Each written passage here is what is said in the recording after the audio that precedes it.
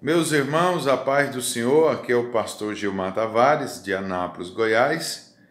É um prazer poder estar falando com vocês mais uma vez. E nós estamos aqui dando sequência ao nosso quadro no YouTube, Comenta o Texto.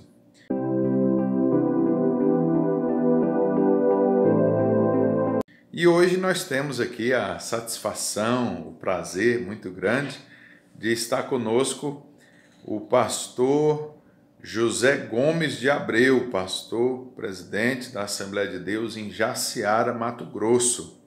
Pastor José Gomes, que prazer estar aqui com o senhor, a paz do senhor. A paz do Senhor, pastor Gilmar. O prazer é todo meu em poder participar deste quadro Comenta o Texto. Afinal, você tem me convidado há mais de 2 ou 3 anos para a gente participar desse bate-papo e somente hoje está sendo possível. Mas eu estou agradecido a Deus pelo convite e espero que aquilo que falarmos possa ser útil para a nova geração, a geração que está surgindo aí com muito vigor, seguindo os passos do Senhor Jesus. Que bênção. Pastor, quem me falou do senhor em Mato Grosso foi o pastor João Campos, de Palmas, Tocantins. Sim, é meu primo. Ele perguntou para mim. Primo, irmão. Ele perguntou para mim, irmão Gilmar, o senhor já falou com o pastor José Gomes de Abreu lá em Mato Grosso? Falei, não falei ainda não. Falei, mas o senhor precisa falar.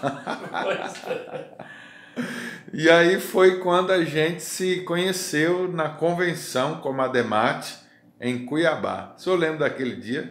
Perfeitamente. Eu fiquei feliz quando fui abordado por este moço alto, este moço simpático.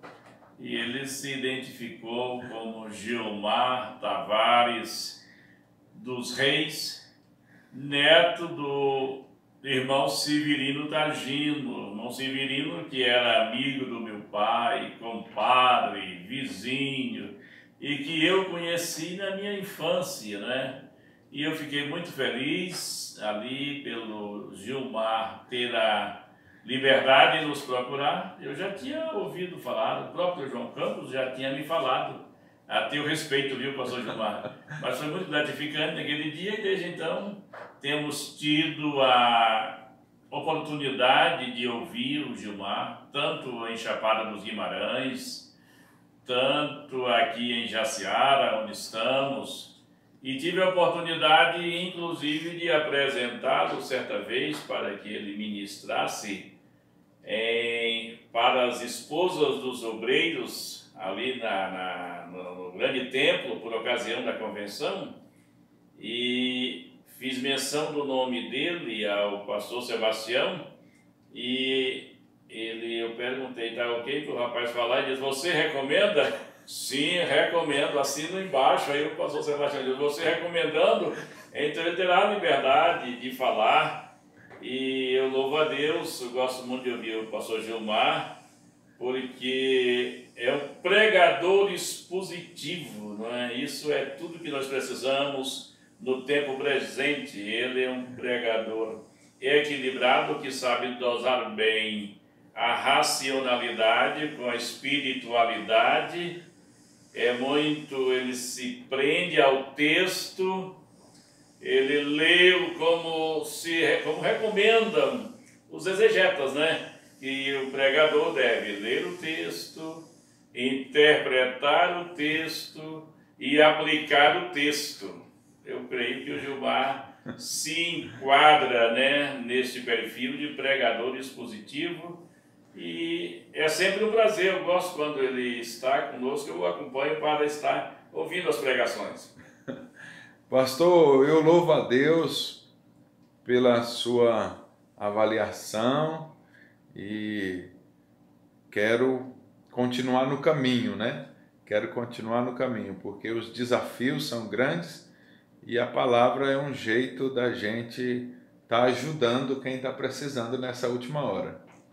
É verdade, né? E quem prega expositivamente, como escreveu o pastor, o presidente George Wood, era o presidente das Assembleias de Deus dos Estados Unidos, e no livro O Pastor Pentecostal, ele escreveu um longo capítulo sobre a pregação expositiva. Ele diz: pregação expositiva, o segredo de um longo pastorado. E ali ele fala o seguinte, que ele pastoreou uma igreja por 25 anos. Ele começou a pregar no livro de Gênesis, passou por Êxodo, passou por Levítico. Quando chegou em Levítico, ele disse: o que é que eu vou pregar aqui em Levítico?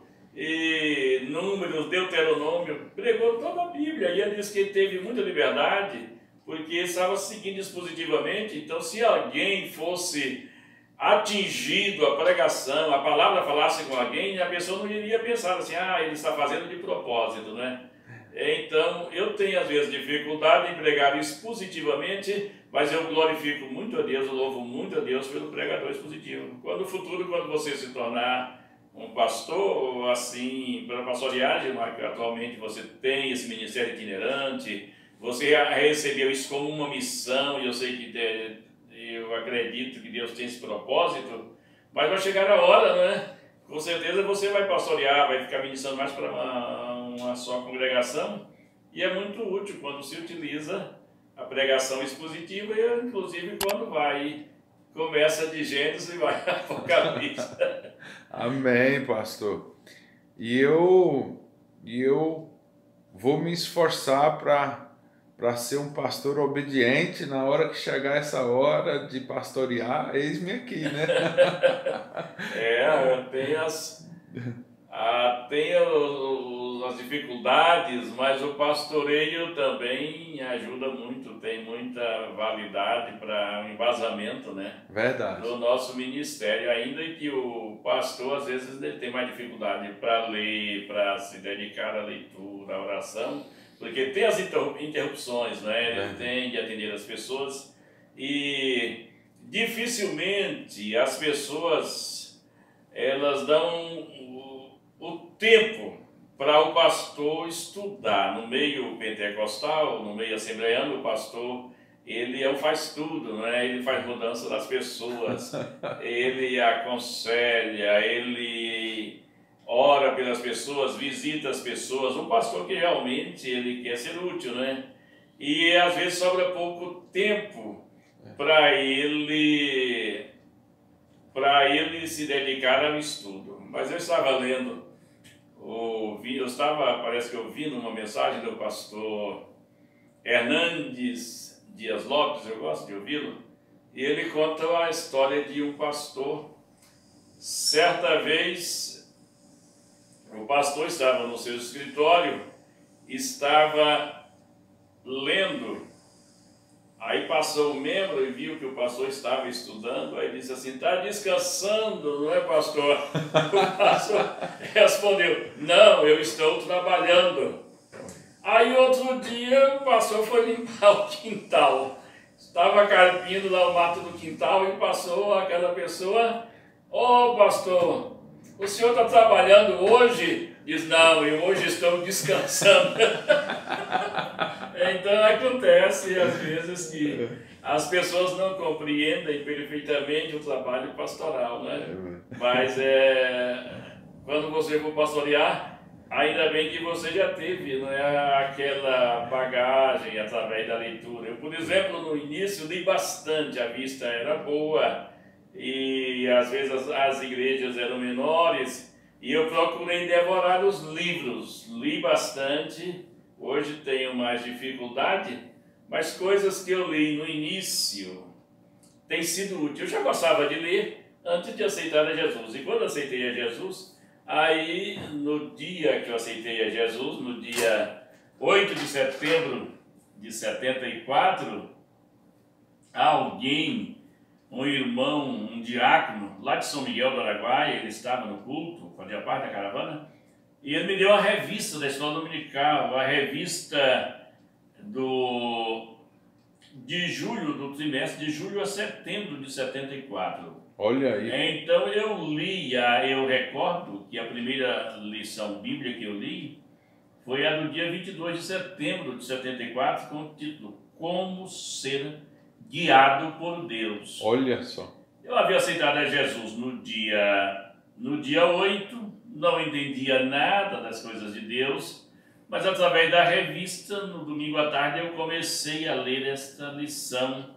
E enquanto eu lia, eu sentia uma manifestação especial do Espírito Santo através da leitura dessa lição. E eu penso que quase fui batizado com o Espírito Santo ali lendo esta lição bíblica. No dia 24, numa terça-feira, 24 de setembro, eu fui ao culto de ensino, ao culto de doutrina, dirigido pelo nosso amado irmão Enoque Saturnino, conhecido pastor Enoque. Ali era um pequeno grupo, poucas pessoas, num salão coberto de palha.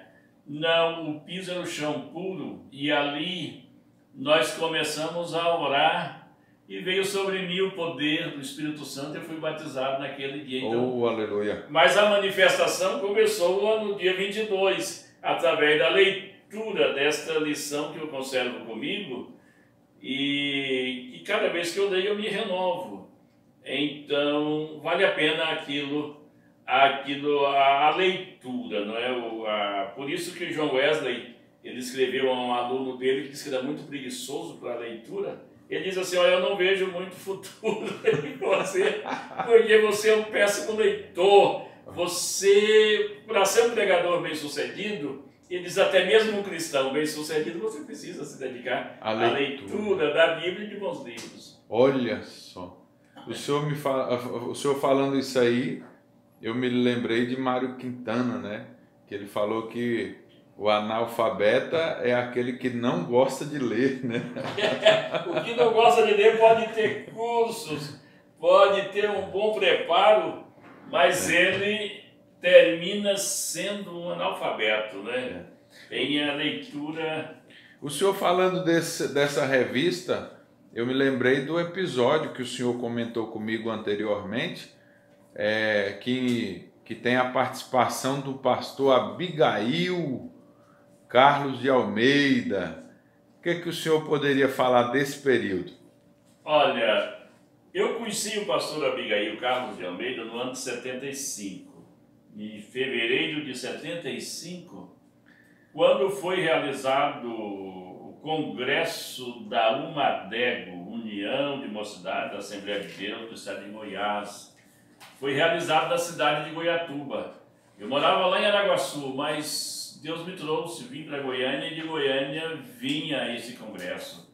Ou não sei se vim com uma caravana de São Miguel do Araguaia, mas o certo é que eu participei do congresso. Naquela época estava pastoreando a igreja em Goiatuba o pastor Jaime Antônio de Souza. O pastor Jorge tinha ido para Vila Nova e o pastor Jaime de Vila Nova veio para Goiatuba. Um dos preletores foi o missionário Lourenço Olson. Olha e só. O pastor Abigail pastoreava a igreja na cidade de Séries, e ele levou uma grande caravana de jovens de Séries para participar do congresso em Goiatuba. Eu, um novo convertido, mas com uma chamada ardente, a chama viva do Espírito na minha vida, e eu senti afinidade, senti comunhão com o pastor Abigail, e Deus me falou ali, me disse ao meu coração: tu ainda irás trabalhar com este homem. Olha. Então as coisas aconteceram de tal forma com que no ano de 76 eu me aproximei do pastor Abigail, quando ele estava em Séries, e terminei morando na casa dele, sendo adotado por ele. Olha. E ele exerceu uma influência muito grande no meu ministério, era um líder muito usado para formar os obreiros, principalmente naquela época. Ele era um homem novo, tinha aí seus 40 e poucos anos, 40 anos quando eu conheci ele, ele tinha 40 anos de idade, e aí eu trabalhei com ele um período em Séries. De Séries ele foi transferido para Gurupi, eu fui com ele para Gurupi em janeiro, no dia 7 de janeiro de 77, nós chegamos em Gurupi, e o pastor Abigail esteve ali até 83, Eu novo, mas Deus me deu a oportunidade de trabalhar com ele nos anos de 77, 78 e 79. Fui transferido para a cidade do Heré, onde fiquei 4 anos. Mas eu tenho aqui comigo, pastor Vilmar, eu estou falando a verdade. Eu tenho aqui comigo o boletim informativo anual da Assembleia de Deus em Gurupi. Olha e só. aqui está alusivo ao ano de 1977. Já são 43 anos, né? Agora vai para 44 no próximo ano. Eu fico impressionado com a memória do senhor, porque ele está citando, irmãos, as datas, os nomes desses pastores de 30, 40 anos atrás, tudo de memória. Aí eu tenho aqui o boletim e diz aqui: a diretoria que atuou neste referido ano. Presidente da Igreja Assembleia de Deus de Gurupi, Abigail Carlos de Almeida. Olha. Pastor. Vice-presidente, José Gomes de Abreu. Naquela época era presbítero, porque eu fui separado para evangelista no dia 11 de novembro de 78, em uma convenção que aconteceu na cidade de Séries. 11 do 11 de 78. Então, em 77 eu ainda era presbítero. Desse também está aqui o primeiro secretário, era o então presbítero Edson das Graças Pains. O segundo secretário é José de Souza Castro, evangelista que descansa com o Senhor há muitos anos. O tesoureiro Bonifácio Rodrigues, que também já partiu para a eternidade há muitos anos. O nosso Celso Noleto, Manuel Lisboa Ramos, que eram da Comissão de Contas, Sebastião Moraes e Celso Noleto. Eu creio que desses aqui, eu sou um dos poucos aí que estou sobrevivendo, porque naquela época eu era muito jovem, eu estava com 23 anos de idade. Os outros, muitos tiveram uma vida longa, como é o caso do pastor Abigail, mas que agora, há poucos dias, o Senhor o recolheu, deixando saudades. Eu derramei lágrimas pela partida do pastor Abigail, viu? Que eu tinha uma estima muito grande pela sua firmeza, às vezes até pela sua dureza, mas pela maneira assim dele ser bem programado nas suas atividades, né? Ele sabia planejar o tempo, era muito dedicado. Recordo que na hora dele ir para o culto, nada impedia. Se chegasse alguém, ele já dizia: dê licença, porque eu tenho um compromisso. Às vezes até a irmã Anaí queria fazer um lanche e tal, se passasse de hora, ele dizia: Anaí, agora não, só depois. E ele ia, e chegava lá, já olhava para os bancos da igreja. Se tivesse algum banco fora do lugar, ele tinha muita força, já ia com a perna dele e organizava. Isso se assemelha ao pastor Sebastião, que o pastor Jorge Dantas estava dizendo agora na convenção. Ele dizendo que começou o Jorge Dantas, hoje pastor lá na subsede, ele começou zelando do templo sede em Cuiabá. Ia dizendo, falando para os obreiros agora, que quando o pastor Sebastião chegava para o culto, ele olhava assim, e se ele visse que tinha um banco fora, ele chamava o irmão Jorge e dizia: irmão Jorge, não sei se é a minha vista, mas parece que aquele banco está fora do lugar. O Jorge olhava: é verdade, e ia arrumar. Eu falei: se assemelha. O pastor Abigail chegava assim, ele já começava a organizar os bancos. Já o pastor Sebastião lá do púlpito olhava e se visse que não estava no lugar, ele convidava o assessor ali, o zelador, para colocar. São manias que os líderes têm, que muitas pessoas não entendem, mas isso é um zelo pela obra, né? Verdade. Cada um tem a sua maneira, prioriza-se uma área que acha que tem que ser daquela maneira. Vem aqui, dá uma olhadinha, parece que está fora do lugar. E o bom entendedor... Pois é. O bom entendedor vai lá e conserta. Mas né? em relação ainda à diretoria, eu tenho aqui da diretoria do boletim do ano de 78. Presidente, o pastor Abigail Carlos de Almeida, vice-presidente José Gomes de Abreu. Eu já era evangelista. Olha. Fui separado em novembro.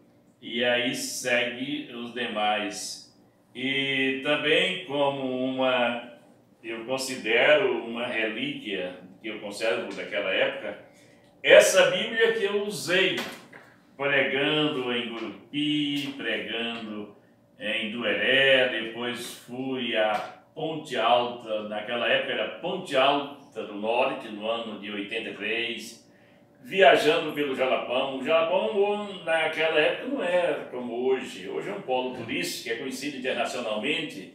Naquela época era aquele deserto de areia, a gente ia a cavalo, ia a pé, ia posando pelo mato, enfrentando riscos de ser picado pela cobra. Eu posso recordar, citar o caso do Joesias, um jovem lá da Mumbuca, que vindo da Mumbuca para Ponte Alta, ele e a sua mãe, ele foi picado por uma cobra nas margens do Rio Novo e tentando chegar à Ponte Alta em busca de recursos, ele foi nadar no rio e aí molhou e aí arruinou. Ele morreu naquele pleno deserto de areia, foi sepultado ali. E andamos por ali, Deus nos guardou, e temos essa Bíblia que usávamos naquela época, e ela continua aqui como uma recordação do meu início de ministério, que foi um ministério sofrido, mas um ministério honrado e abençoado pelo Senhor. Alguém diz que não se deve mais citar essas experiências, acha que isso não tem valor. Para mim, isso tem valor e contribui muito para o meu regozijo espiritual em saber que servi a Deus em uma época difícil. Se percebe, houve uma mudança muito grande no avanço,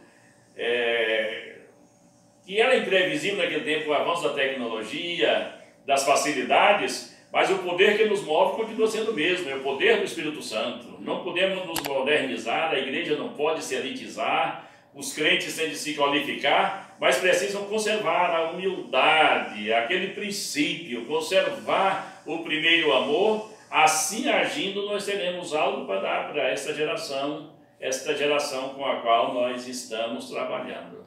Que bênção, pastor, ouvir tudo isso. Realmente, essas memórias nos traz assim muita alegria, né?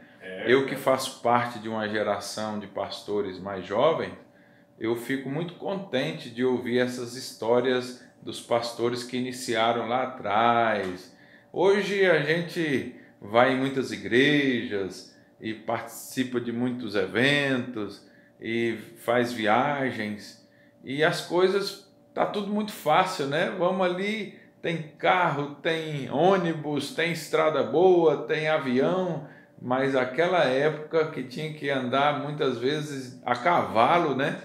Quando era a cavalo era um grande privilégio, porque eu viajei muitas vezes a pé naquele deserto de areia ali na região de Ponte Alta e atendendo a obra. Eu recordo que eu fui certa vez visitar um casal e eu viajei, eu e minha esposa, nós viajamos em torno de 60 quilômetros para visitar uma família. Olha só.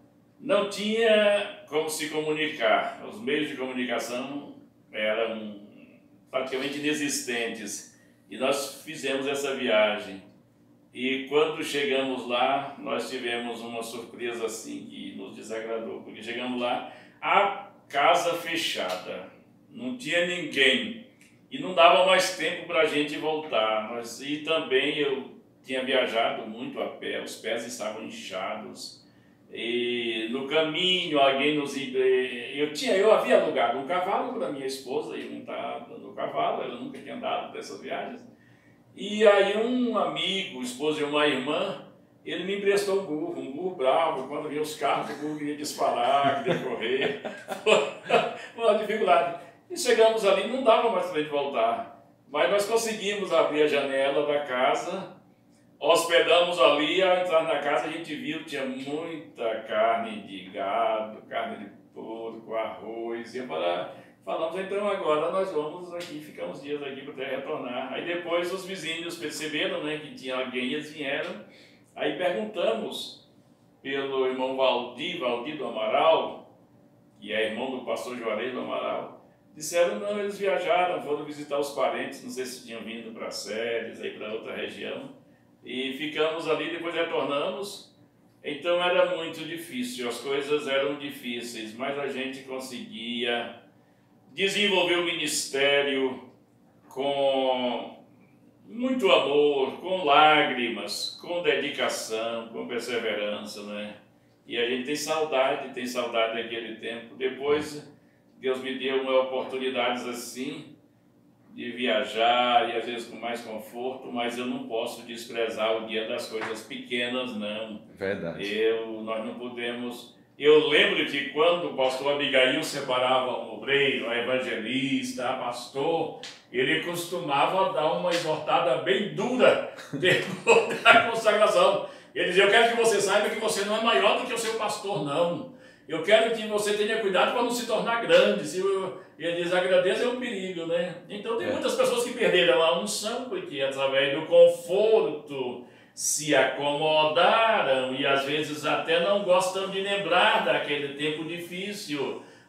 Lembrar o passado é sofrer 2 vezes. Mas não é sofrer não, você lembrar das suas experiências, daquilo que você sofreu em favor da obra. Isso é um deleite, isso é gratificante, nos causa alegria. Verdade. Glória a Deus. O que nós vemos hoje é porque teve uma estrutura bem feita lá no passado. Bendito seja o nome do Senhor por isso. E agora eu gostaria que o Senhor também falasse um pouquinho de seu pai, que eu não o conheci pessoalmente, mas eu sempre vejo a família Abreu se referindo a ele com muito amor, com muita atenção, e também a sua mãe, a irmã Aldalgisa. Aldalgisa. Aldalgisa é o nome todo difícil. Olha, antes de falar sobre meus pais, eu também quero dizer que eu tenho como relíquia aqui uma revista da escola dominical. Foi na escola dominical em Gurupi no ano de... Talvez na primeira escola dominical do ano de 1980, ali foi feito, daquela escola dominical foi pedido que os alunos trouxessem a revista que eles haviam utilizado durante o trimestre. Eu levei a minha revista e o pastor Abigail, juntamente com uma comissão julgadora, eles constataram que a minha revista tinha sido a mais conservada, eu já encadernava, eu cuidava, né, zelava da revista. Aí me foi dado como brinde esta lição do ano de janeiro a março de 80. E aqui está a letra do pastor Abigail, a assinatura dele, diz assim: brinde de classificação por conservar a última lição. Aí está a pastora Abigail Carlos de Almeida. Olha só. Aqui é uma recordação, e outra recordação que eu guardo comigo, eu conservo. Uma carta que eu recebi do meu primo Olímpio. O Olímpio, que agora no dia 12 de novembro, Deus o recolheu para si, aos 67 anos. Ele completou 67 anos no dia 11, e no dia 12 o Senhor o recolheu. E o Olímpio estava em Guarulhos naquela época, ele morou uma temporada em Guarulhos, e ele me mandou uma carta, me incentivando a servir a Jesus, tinha nos visitado, estava muito contente.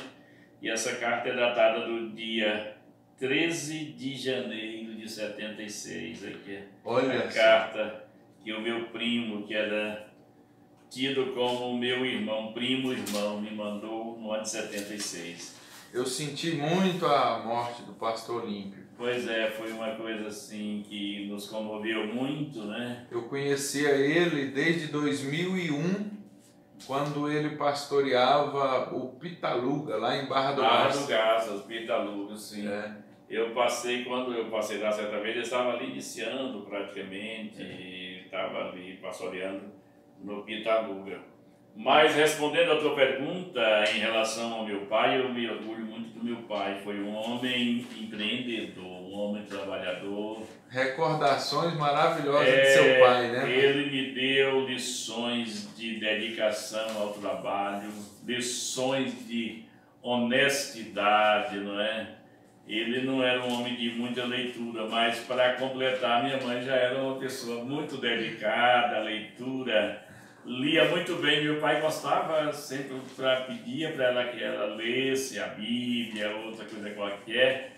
E eu recordo hoje que na minha infância, A minha mãe atuou como minha professora, como professora dos meus primos, como professora dos vizinhos. E eu lembro que pessoas de longe, os vizinhos, eles recebiam uma carta, eles iam lá em casa e diziam: Dona Adalgisa, né, eu recebi essa carta, eu não sei ler, eu trouxe aqui para a senhora ler. Olha só. E ali ela lia a carta e depois agora a senhora vai responder, vai escrever. Pessoas que às vezes queriam cubar o terreno, saber quantos alqueires e tal, vinham de longe, porque diziam: não, tem a esposa do Augusto, a Dona Adalgisa, ela faz essas contas. Até na medição de terra.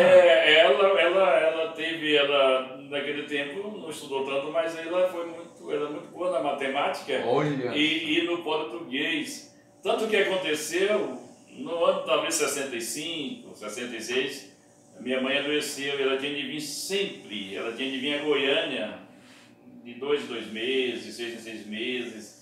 E ela hospedava ali no centro de Goiânia, na Avenida Paranaíba, na Pensão Goiás.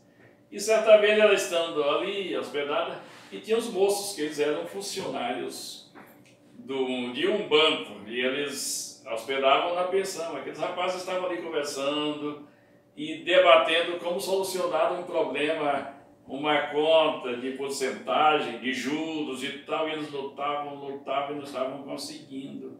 Minha mãe ali quietinha, modesta como ela sempre foi, aí ela diz: olha, eu tenho a fórmula aí desta conta. Ele disse: a senhora consegue? Consigo, então calcula aí para nós. Não tinha calculadora naquele tempo, mas ela tinha a fórmula. Dentro de poucos minutos ela fez, dizendo: mas que surpresa, nós não esperávamos que a senhora que está aqui, tão simples, ela nos desse essa ajuda tão necessária. Olha só. Então, eu louvo a Deus, meu pai muito dedicado ao trabalho, trabalhava criando gado, e naquele tempo era tudo solto, né?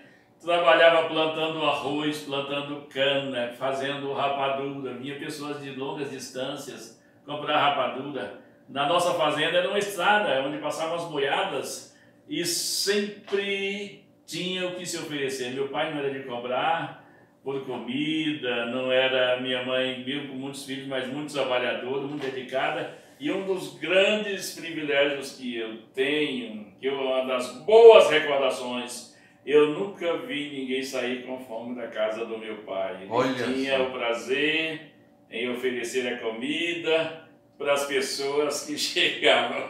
Eu lembro até que tinha certos vizinhos que chegavam lá, e ao primeiro convite rejeitavam: não, eu já almocei, eu estou com a barriga cheia. Eu disse: não, mas vem comer um pouco. Então, aí as pessoas dizem: já que está insistindo, eu vou comer. Mas a gente sabia que às vezes a pessoa estava com necessidade, só estava com a acanhada, né? Mas isso foi, durante a vida do meu pai, Deus honrou, Deus abençoou. Não foi rico, mas tinha sempre o pão de cada dia, tinha sempre o alimento, tinha sempre com que repartir com quem chegasse.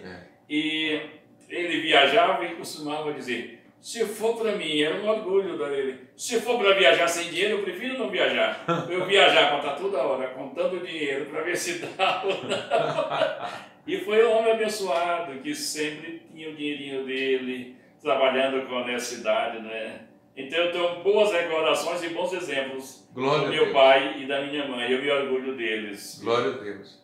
E esse casal abençoado teve quantos filhos? O senhor e quem? Éramos 7, né? 6 homens e uma mulher. Teresa, só uma mulher, né? A irmã Teresa eu conheci. Quem são os outros? Olha, tem Newton, é o mais velho, tem Sandoval. O pastor Newton é o pastor presidente do Pedro Ludovico em Goiânia, né? Não, o Newton é primo, irmão. A gente fomos criados juntos. O Newton é irmão do Olímpio e irmão do Alvérsimo. É o Newton, o Alvérsimo, que é pastor em Niquelândia já há muitos anos. São né? primos. Não, irmãos, irmãs. E o Olímpio, né? E os meus irmãos têm um Neutão, que é um Neuto grande, que nós chamávamos de criança, que é o pastor Neuto lá do setor preto do Vico. E o Neutinho, que é o meu irmão mais velho, mora também em Goiânia, trabalha com Olha só. E somos então, tem o Caetano, tem o Sandoval, tem Antônio, tem Francisco, que é o caçula, e a Tereza, né? Pastor Sandoval de Barra do Garça é irmão do senhor. É, o Sandoval, que já está há muitos anos trabalhando em Barra do Garças, dirigindo igreja de Barra do Garças, ele é meu irmão. Quando eu o conheci em 2001, ele estava ali finalizando aquela obra de Santo Antônio. Pois é, ele construiu. Primeiro ele construiu o templo na cidade de Bom Jardim de Goiás. Ele pastoreou por algum tempo lá em Bom Jardim de Goiás. Depois ele veio para o Santo Antônio, construiu. Foi um trabalho que a gente teve informações. Ele trabalhando, vendendo pamonha e fazendo mutirões. Um obreiro que tem uma longa folha de trabalho prestado ali em Barra do Garças, né? Porque olha aí. Ele veio talvez em 90, deve ser 89, 90 para Barra do Garças e tem permanecido ali, não é? Que bênção, glória a Deus. Eu louvo muito ao Senhor pela vida do Senhor, dos seus irmãos, alguns eu já conheço.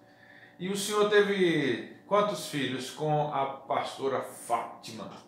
Olha, nós temos 4 filhos. Nós nos casamos no dia 20 de novembro de 76, agora no dia 20 completamos 44 anos de vida conjugal. Olha só. Deus tem nos ajudado, Deus nos deu 4 filhos. Tem o Gisiel, que é o mais velho, é pastor, não dirige igreja, mas coopera lá com o pastor Deroci, na cidade de Arenápolis. Tem a Adriana, segunda, mora em Arenápolis, a Adriana, que é a mãe do Mateus, que está olha aqui. Só. Tem a Késia, pregadora, muito dedicada, mora na cidade de Limeira, no estado de São Paulo. E tem a caçula, a Kedma, que foi conosco em 2003, foi conosco para o Japão, casou-se no Japão e continua morando lá. É essa da foto ali que está no Japão? Essa aí, a Késia, a Kedma, muito bonita, por sinal, puxa muito para baixo. E tem o Paulo Ricardo, é o neto, que hoje ele está enfrentando dificuldade de tentar falar em português, estudando na escola japonesa, e eles moram lá. É, né, Massa? Olha aí, ó. São 5 netos, é o Mateus, é o Pedro Lucas, e só uma neta, a Ana Beatriz, o João Gabriel e o Paulo Ricardo. Viu só? Então, o senhor vai completar mais um ano de casado agora? Não, completou agora dia 20 de novembro, né? 20 de novembro. 44 anos. Né, e o senhor conheceu a irmã Fátima lá em Gurupi? Não, a Fátima eu a conheci em Araguaçu. Eu a conheci no dia 18 de agosto de 74. A Fátima é gurupiense, mas na sua infância ela foi para Brasília, morou uma temporada em Brasília. Os pais adotivos dela aceitaram Jesus na igreja presbiteriana, e a Fátima aceitou Jesus com 5 anos de idade naquela igreja presbiteriana lá de Gurupi. Olha ali, acho que entre a Goiás e a Maranhão, eu creio que ainda existe a igreja presbiteriana em Gurupi. Aí eles foram para Brasília na década, talvez no início da década de 70, final da década de 60, e veio o avivamento, a renovação, a chamada renovação carismática na igreja presbiteriana. Eram missionários americanos que trabalhavam em Brasília, e a igreja nos Estados Unidos começou a buscar o poder do Espírito Santo, recebeu o batismo. A Fátima fez parte daquele grande avivamento, que hoje, aquele avivamento que resultou na igreja presbiteriana renovada, né? E com o passar dos tempos, seus pais mudaram para Araguaçu.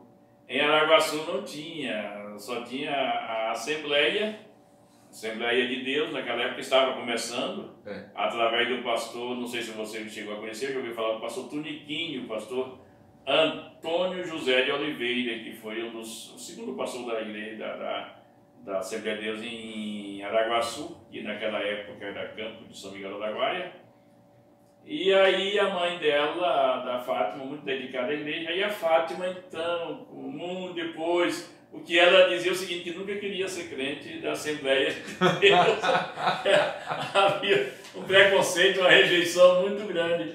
Mas aí como não tinha opção, ela então foi para se batizar nenhuma fazenda, na fazenda extrema, ali próximo, vizinho de onde nós morávamos. Olha aí. O meu tio Donato, minha tia Alcina, meus tios, a minha própria mãe, a minha mãe e a minha irmã se batizaram naquele dia. E a Fátima foi e se batizou ali. Foi o dia que eu a conheci. Ela tinha 17 anos e eu já tinha aí, já aproximando dos 20. Mas eu era assim, naquele dia eu não tinha nenhum interesse em ser crente, né? Olha aí. Eu não fazia muitas restrições a ser crente. Apesar que Deus vinha trabalhando na minha vida. Mas foi interessante, ela se batizou, eu nem sabia, não sabia se ela morava em Araguaçu ou em São Miguel, mas fiquei com a imagem dela na minha vida. E quando foi no dia, logo, que foi dia batizou dia 18, já no dia 8 de setembro, na Fazenda Gameleira, do meu saudoso tio Donato, tio Donato Coutinho de Abreu, foi o culto, ele era dos irmãos de São Miguel do Araguaia, de Araguaçu, e eu fui para atender ao convite do meu tio, mas eu estava lá fora, não queria assistir o culto, mas o meu tio, aquele novo convertido, muito amoroso, foi e disse, meu filho, eu quero você assistindo ali o culto. E para obedecer meu tio, eu fui puxado pelo braço. E havia, naquela época, um grande avivamento, estava acontecendo um grande avivamento espiritual em São Miguel do Araguaia, em Araguaçu, através do ministério Hermes Carvalho Rezende, era um missionário que foi de Itapuranga. Ele trabalhava com o pastor Antônio Mateus, naquela época, era o pastor Antônio Mateus, não sei se você conheceu, mas foi um grande líder, né? Antônio Domingos Batista, conhecido como Antônio Mateus. E o missionário Hermes trabalhava com ele. Aí foi para São Miguel, foi uma temporada de São Miguel, era um homem muito consagrado, ia em oração, em jejum, e Deus revelava e usava ele, um homem muito profundo na pregação. E através do ministério dele houve a expansão do avivamento ali. E eu aceitei a Jesus, quando eu me dei conta, eu já tinha aceitado a Jesus. Não que depois pensei em não seguir, mas como fui batizado no mesmo dia, me firmei. Olha aí, viu, gente? Eu estou falando para vocês o quanto que a memória do pastor José de Abreu é boa. Ele lembra o dia que conheceu a irmã Fátima. Tem gente que demora a lembrar, pastor, a data do casamento. E o senhor lembra até a data do dia que conheceu ela. E eu louvo a Deus e parabenizo o senhor por essa memória tão maravilhosa, né? Já foi melhor a minha memória, hoje eu já estou um pouco esquecido, né? Inclusive os irmãos aqui em Jaciara sempre elogiam o pastor. Olha aí, ele fala o nome dos irmãos, tudo, né? E isso faz toda a diferença, né? Olha, nas minhas leituras eu aprendi o seguinte, que diz que a música mais suave para alguém ouvir é ouvir chamar o seu nome, não é? Olha aí. Então, o líder em qualquer segmento, se ele precisa se esforçar para saber o nome das pessoas com quem ele convive. Eu me esforço para saber o nome. Claro, eu estou com 3 meses aqui, são bastante pessoas, graças a Deus não dá, não peguei o nome de todos, mas estou lutando, pelo menos os que congregam aqui na série, eu quero aprender a saber o nome, porque é muito bom, a pessoa se sente muito valorizada. Eu mesmo fico muito chateado, tem pessoas que a gente conhece há 40 anos, a pessoa não sabe o nome da gente. Quem não sabe o nome não se interessa, porque se eu me interesso por alguém, a primeira coisa que eu vou fazer é aprender o nome. Irmãozinho, então não, você se interessa pela pessoa? Seja rico ou seja pobre, aprenda o nome da pessoa com quem você trabalha, e você vai ter um retorno, você verá que a pessoa vai se sentir valorizada, né? E nós estamos nesse vídeo tendo aqui uma aula de liderança, viu? Eu aprendi, pastor. Sem querer, a gente às vezes procura exercer liderança. Nas primeiras convenções que eu participei, eu lembro do saudoso pastor Divino Gonçalves, você talvez deva tê-lo conhecido. Era um homem que tinha uma admiração profunda, um homem simples, humilde, mas de uma firmeza. E o pastor Divino dizia: liderança não é para quem quer, liderança é para quem Deus dá. Olha aí. E o líder, mesmo que ele não se considere, mas termina tendo posições firmes que são úteis para aqueles que necessitam de aprendizado. Olha aí, olha aí. Glória a Deus. Bendito seja o nome do Senhor por tudo aquilo que nós estamos ouvindo. E eu estava aqui, pastor José Gomes de Abreu, lembrando de um texto maravilhoso que o apóstolo Paulo escreveu. Ele escreveu uma carta que é um marco, né? Um marco na história da igreja cristã, que é a carta aos Romanos. E em Romanos capítulo 12 tem aqui um bloco de versículos que falam sobre o amor. E como eu sei que o senhor é um estudioso, ensinador, mestre das Escrituras, eu gostaria que o senhor comentasse esse texto para mim, né? Eu estou sendo muito abençoado aqui, e também para as pessoas que vai nos acompanhar, vai assistir os nossos vídeos. Inclusive, eu quero pedir para você que está assistindo, já deixe o seu like, comente os nossos vídeos. Sempre na descrição tem aí uma novidade para você estar podendo participar conosco. E também compartilhando, né? Compartilhe esse vídeo aí com seus amigos e nós vamos edificar muitas pessoas por aí, porque o nome desse quadro é Comente o Texto. Então, pastor, fique à vontade para falar a cada um de nós o que o senhor pensa sobre Romanos capítulo 12, aí a partir do versículo 9 até o 21. Esse capítulo 12 da carta aos Romanos, ele nos traz ensinamentos preciosos.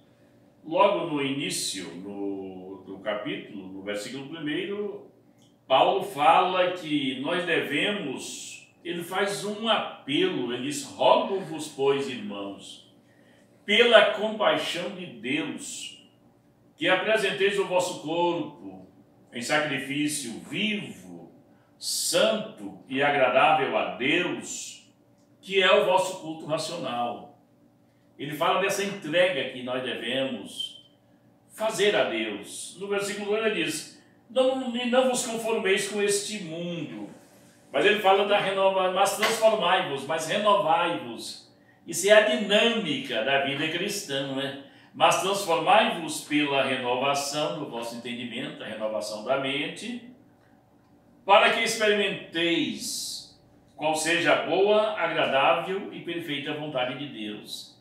Tanto que o título aqui é consagração a Deus, mas também a humildade e fidelidade no uso de seus dons. Aqui, quando se trata especificamente dos versículos 9, eu gosto muito aqui que fala o amor, o fervor, e esse fervor aqui não significa essas pessoas que vivem fazendo repeté, manifestações exteriores, gritarias, pula-pula, não, aqui é aquela vida equilibrada, aquela vida fervente no espírito. Glória a Deus. Aí ele diz: o amor não seja não fingido. Na outra versão diz: o amor seja sem hipocrisia. Quem ama de uma forma hipócrita é aquele que ama por interesse. Ele diz: eu vou me aproximar de quem tem algo para me oferecer. Mas o verdadeiro amor consiste em dar, não é? O amor seja não fingido. E diz: aborrecei o mal e apegai-vos ao bem. Paulo aqui estava citando o que está escrito lá no Salmo 97. Diz: vós que temeis ao Senhor, aborrecei o mal. Mas em outra versão diz: vós que temeis ao Senhor, detestai o mal. É com mais força, detestar. Aborrecer já não é bom, é quando você não gosta, mas detestar, quando diz eu detesto isso, é porque realmente no nível bem elevado. E aqui diz: aborrecei o mal. Tudo que é mal nós devemos aborrecer e devemos nos apegar ao bem. Amai-vos cordialmente uns aos outros com amor fraternal, preferindo-vos em honra uns aos outros. Isso é dar a honra para o outro. É aquilo que Paulo escreveu aos Filipenses quando ele disse, de uma forma bem enfática, ele disse: não atente cada um para o que é propriamente seu. Olha aí. Mas também para o que é dos outros. Está aqui na sua segunda, na carta aos Filipenses, no capítulo 2, ele diz assim, primeiro no versículo 3, diz: nada façais por contenda ou por vanglória, mas por humildade. Olha aí. Cada um considere os outros superiores a si mesmo. Isso não é fácil. Geralmente nós queremos ser superiores, né? Aí ele prossegue dizendo: de sorte que haja em vós o mesmo sentimento que houve também em Cristo Jesus. Aí ele vai falando da escada da humilhação, não é? Como agiu Jesus, e nós, como seus seguidores, não podemos ser diferentes, não é? E então aqui ele diz: amai-vos cordialmente uns aos outros, com amor fraternal, preferindo-vos em honra uns aos outros, né? Dando a honra devida ao outro. Não sejais, agora é o texto em foco, não sejais vagarosos no cuidado, não sejais descuidados. E tem outra versão que diz: não sejais preguiçosos no cuidado. Isso aqui, esse cuidado aqui pode ser traduzido por zelo. É aquele zelo que o verdadeiro cristão ele tem. Aleluia. É o zelo pela sua comunhão com Deus, é o zelo pelo seu fervor, pela sua alegria em servir a Deus, Aleluia. Né? Pela sua dedicação. Eu tenho observado as pessoas que têm se projetado na obra têm de ser pessoas dedicadas à oração, dedicadas à leitura, dedicadas à frequência dos cultos, dedicadas na prática do bem. É interessante, é o tipo da pessoa que não se cansa de estar fazendo a obra do Senhor. É muito interessante aquela recomendação do apóstolo São Paulo, quando ele escreveu aos Gálatas.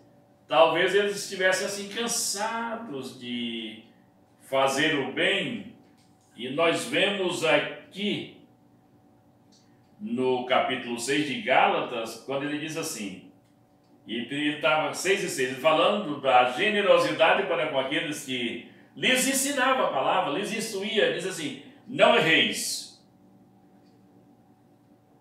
Ou melhor, capítulo 6, versículo 6. E o que é instruído na palavra, reparta de todos os seus bens com aquele que o instrui. Olha aí. Não erreis. Deus não se deixa escarnecer. Porque tudo que o homem semear, isso também ceifará. Porque o que semeia na sua carne, da carne ceifará a corrupção. Mas o que semeia no Espírito, do Espírito ceifará a vida eterna. E no versículo 9 diz assim: e não nos cansemos de fazer o bem, porque a seu tempo ceifaremos, se não houvermos desfalecido. Então, enquanto temos tempo, façamos o bem a todos, mas principalmente aos domésticos da fé. Então nós não podemos descansar. Eu tenho uma experiência nesse sentido. Quando eu estava pastoreando a igreja em Arenápolis, pastorei aquela igreja de 92 a final de 92 a início de 2003. Foram 10 anos, quase 10 anos e meio de pastorado. E já no período, pela metade, o fim do meu ministério ali, certa vez chegou um moço, além de casa, eu estava almoçando quando ele chamou, eu fui atendê-lo, um senhor de idade. Ele disse: eu estou vindo de Alta Floresta, estava trabalhando em uma fazenda, e aí mostrou a botina, está vendo aqui esses buracos? Isso aí foi bala, eles queriam me matar lá na fazenda e eu fugi com a família e estou indo com destino à cidade de Cáceres. Eu moro em Cáceres. O senhor poderia me ajudar? Ele diz, a minha família está lá no trevo da cidade, a bagagem está lá e eu estou buscando recursos. E eu pensei que realmente ele morasse em Cáceres e dei alguma coisa para ele.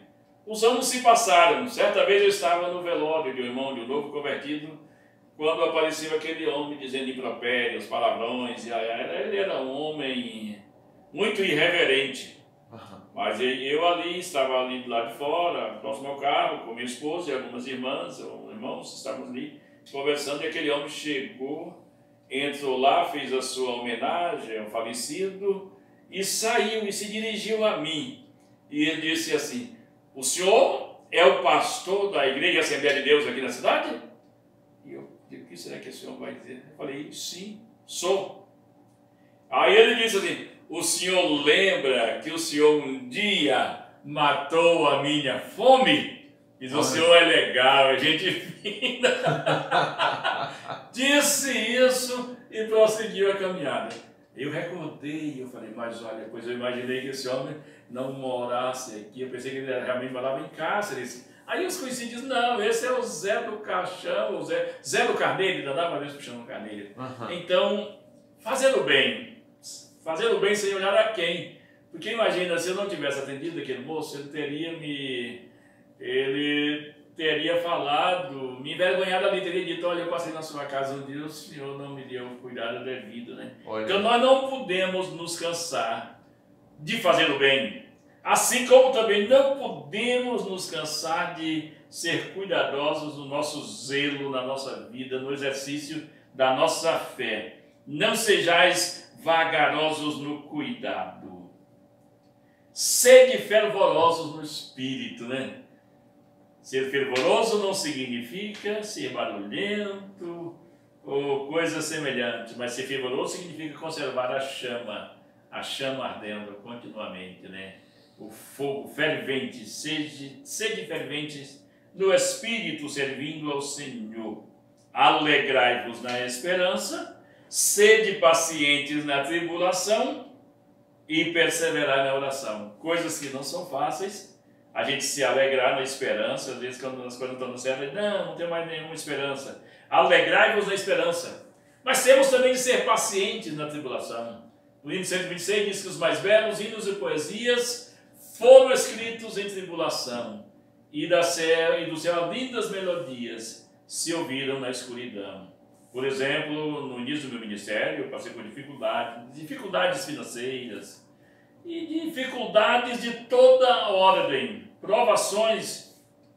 Mas eu havia lido uma frase e eu conservei que, na minha memória, uma frase assim, grandes provações nos preparam para grandes tarefas. Né? Olha aí.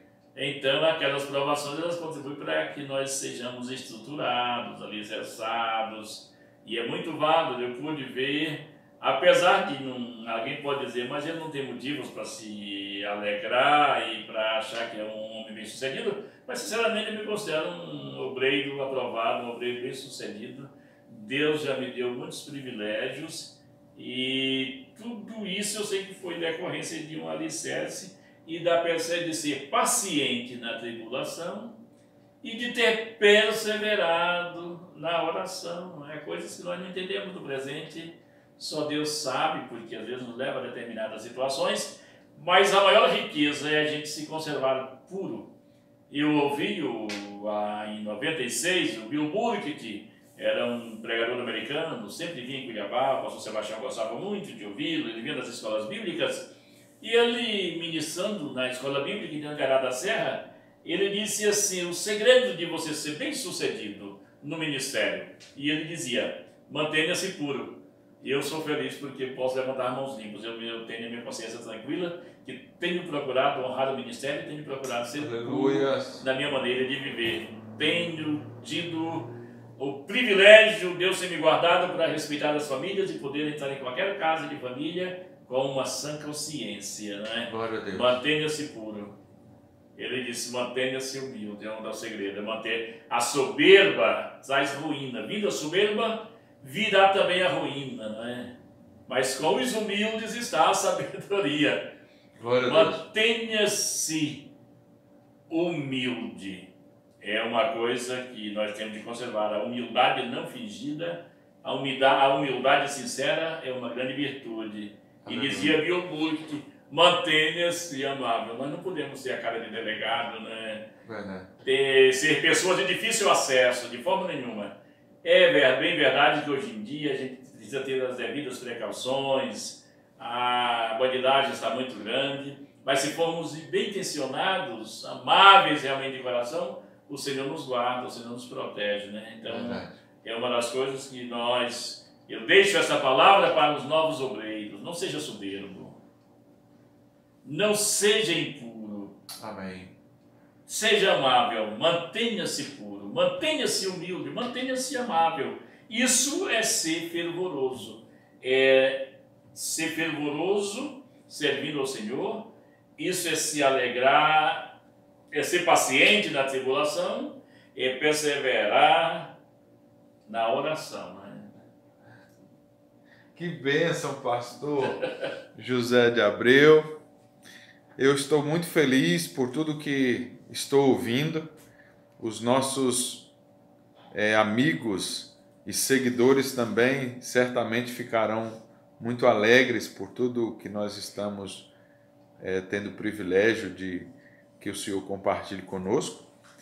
E o nosso desejo é que a bênção do Senhor seja sobre a vida do irmão, né? E que tudo que o Senhor colocar as mãos, que possa dar certo. É o meu propósito, não é? Que possa dar certo, que possa prosperar, em nome de Jesus. Eu gosto muito do versículo aqui no Salmo 90, aonde aquela oração de Moisés, aonde diz que a graça do Senhor, nosso Deus, seja sobre nós e confirma Ele a obra das nossas mãos. Olha aí. Sim, confirma a obra das nossas mãos. Aqui diz no Salmo 90, versículo 16. Apareça a tua obra aos teus servos e a tua glória sobre seus filhos. E seja sobre nós a graça do Senhor nosso Deus, e confirma sobre nós a obra das nossas mãos. Sim, confirma a obra das nossas mãos. Eu espero que aqueles que ouvirem este vídeo, assistirem este vídeo, sejam abençoados. É a minha oração que você seja abençoado, que você seja fortalecido, que você seja ungido pelo Espírito. Você que é um obreiro, que está começando, não se impressione com as facilidades, não. Não se preocupe com as promoções rápidas, não. Pague o preço, seja fiel, sofra pela causa do Evangelho. Venha as dificuldades, e quando vierem as dificuldades, não vá pensar que é o homem que está te provando, não. É o próprio Deus que nos prova. Verdade. Num determinado tempo eu tinha assim um pensamento de que os homens estavam me provando muito. Mas eu fui, isso foi no ano de 83, eu fui a um lugar, e ali, inclusive na cidade de Minasul, tinha um grupo de oração ali. Eu participei daquele grupo de oração, cheguei ali, já estava orando, ninguém me viu. Eu pedi, Senhor, fala comigo alguma coisa. E Deus falou comigo naquela manhã. E eu estava junto com o pastor Isaías Negrão e outros ali. E Deus falou comigo, porque tu pensas que é o homem que tem te provado. Olha. Não é o homem, mas eu tenho te provado para ver se realmente tu amas a minha obra. Olha. E quero te dizer, tu passaste no meu teste. Como tu passaste no meu teste, eu vou abençoar o teu ministério e eu vou te levar a lugares onde tu nunca imaginou. Vou te dar privilégios, e Deus tem me dado privilégios, só privilégios que Deus me deu de poder trabalhar por mais de 10 anos no Japão. Olha aí. Fiz muitos amigos ali, tive liberdade de ministrar a palavra, e tantos privilégios. Já tive o privilégio de ser membro de diretoria de 3 convenções nesse país. Então eu sou um homem que eu tenho recebido muito de Deus. Tanto que quando eu retornei do Japão, e no dia do meu aniversário, eu estava naquela época cooperando ali no Templo Sede, em Cuiabá, não estava dirigindo igreja. Aí a minha esposa, na noite, ela brincou: ah, você parece que está triste. Muito tempo que o senhor não passava o aniversário sem se dirigir à igreja, sem receber presentes. Eu falei: eu não importo com presente, não. Eu tenho recebido tantas dádivas de Deus. Glória a Deus. Bênçãos. Então, isso é a maior riqueza que se pode experimentar. Verdade. Então, você que está participando, aqueles que são da minha geração, seja fervoroso. Se você não está orando, volte a orar. Se você não está lendo a Bíblia, volte a ler. Se você acha que você é grande, você não é grande, se humilhe. Peça perdão e preste um trabalho de excelência. Aqueles que fazem parte da minha geração não podem errar. Tem de prestar um trabalho de excelência na igreja do Senhor. Temos os perigos, que é o egoísmo, o materialismo, a busca pelo vil metal. Os inimigos, que alguém escreveu até um livro que diz que 3 coisas que nos ameaçam, 3 coisas que ameaçam o homem: é o sexo, é o poder e o orgulho. Vamos fugir dessas coisas e vamos nos consagrar a Deus, sabendo que a nossa vida é tão passageira. Eu estava lendo ontem, eu até escrevi aqui, um poema do Mário Quintana. Olha aí. Um poema do Mário Quintana, e ele falando justamente sobre a brevidade da nossa vida. E eu não estou achando, mas é uma coisa que tem fundamento. A vida é passageira e, diante disso, a gente precisa vivê-la da melhor maneira possível. Eu lamento, porque eu guardei aqui que eu ia recitar sobre a vida, o poema de Mário Quintana. Olha só. Mas quero agradecer, pastor Gilmar, por este espaço que você tem nos dado para esta palavra aberta de coração, não é? Deus que abençoe grandissimamente.